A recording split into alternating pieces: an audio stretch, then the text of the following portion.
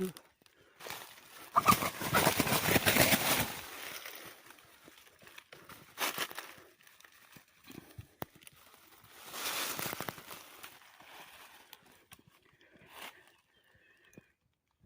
ơi ăn mò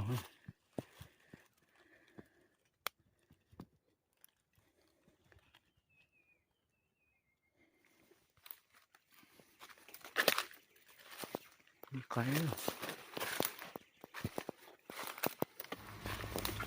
เสียดายไทยคิดบ่ได้เด้อพี่น้องเด้อได้แล้วเนาะอันนี้แตนสองเด้อนี่นะครึ่งเวียงเด้อ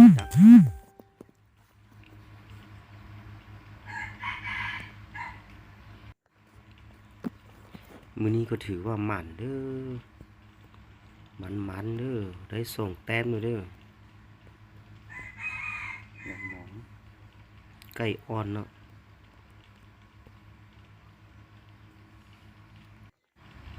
ไก่แก่เขาเจ้าดับหมดเน้อเพื่อนเด้อ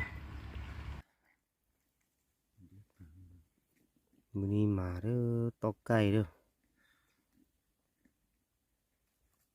เอาไก่แม่ไก่ผู้มาไก่แม่โตได้2โตเด้อ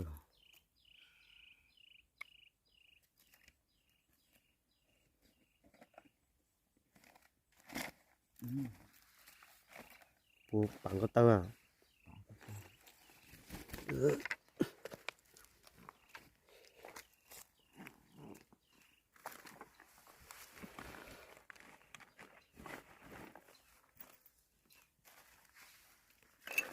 ครึ่งดักเด้อนี่นะ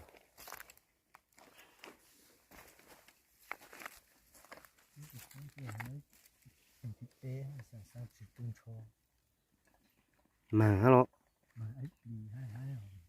ปลีข้าวลุงchút tỏi gì cho quá tỏi gì mà hãy coi một lần là lấy lùi thì cho lục bạc bạc luôn thì má là có giờ chỉ lấy là cái tủ của sản xuất cá là thành công lỗ sao nữa tôi cũng cho ให้ไปโอ้ cũng cho chú ấy chủ cao à cũng cho giá họ giờ có mà chỉ chế rồi thì giờ có mà lấy la của sản xuất cá lấy la thành công thì lỗ có tê thì on cũng cho sản xuất lạ là giờ sẽ làm đi có phải sản xuất lo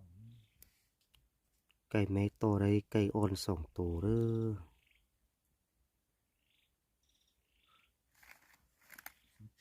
อ